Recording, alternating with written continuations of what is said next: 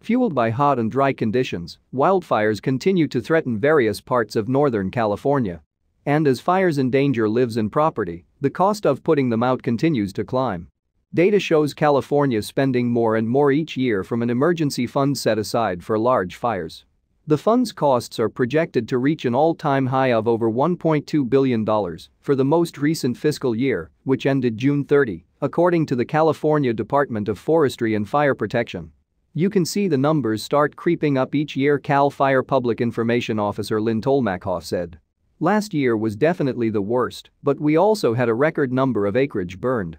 Tolmachoff said CAL FIRE has a budget of about $3 billion for day-to-day operations. Separate from that is the emergency fund for fires that can't be put out through an initial attack, might require an incident command team, and take more than 24 hours to handle. Tolmachoff said the emergency fund pays for things like unplanned overtime and extra response equipment like aircraft and water tenders. Some years the agency hits its emergency fund budget, most years it goes over. Last year, July 2020 – June 2021, the state budgeted $373 million for its emergency fund, which ended up being about $900 million short, according to a report from the Legislative Analyst's Office. Some years, like last year, were definitely not expected, Tolmachoff said. Those are the types of years you just cannot plan for when it comes to a budget. 5 of the 7 largest fires in state history were in 2020, so it makes sense to see an unusually high price tag on the response. However, it also follows a consistent trend of California spending higher amounts over recent years to contain large wildfires. From 2000 to 2014, the emergency fund's expenses only once exceeded $500 million in a fiscal year. Since 2015, they've broken the $500 million mark every year, according to CAL FIRE data. For this year, July 2021 – June 2022, the state has allocated $604 million for the CAL FIRE Emergency Fund. Costs were about $137 million in July, Tolmachoff said. I can definitely say we are on track for a costly year, Tolmachoff said. We aren't even into what is, historically, the worst months of fire season, September and October, so we have a way to go.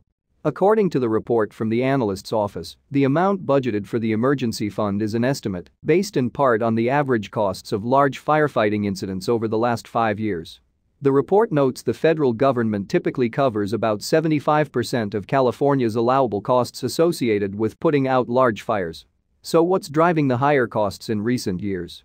A big part of it is the increasing acreage wildfires are burning in California, Tolmachoff said. Other factors like inflation and growing costs of technology contribute. The Boeing 747 global supertanker drops retardant north of the Clear Creek Bridge along Placer Road on Monday, September 28, 2020, to keep the Zog fire from spreading. The jet is the world's largest firefighting air tanker and had been staging at McClellan Air Force Base outside Sacramento.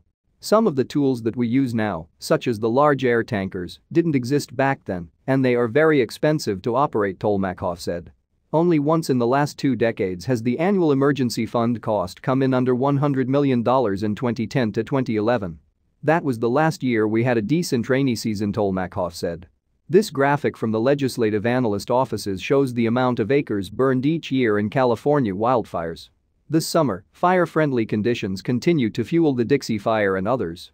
According to the U.S. Drought Monitor, 95% of California is experiencing severe, extreme or exceptional drought. In a video posted to the agency's Facebook page, Daniel Berlant, CAL FIRE Assistant Deputy Director, said more than 910,000 acres have burned since January 2021. That's a 233% increase in the acres burned for this time of year compared to last, Berlant said. And last year we all know ended with over 4.2 million acres burned, a record-setting year.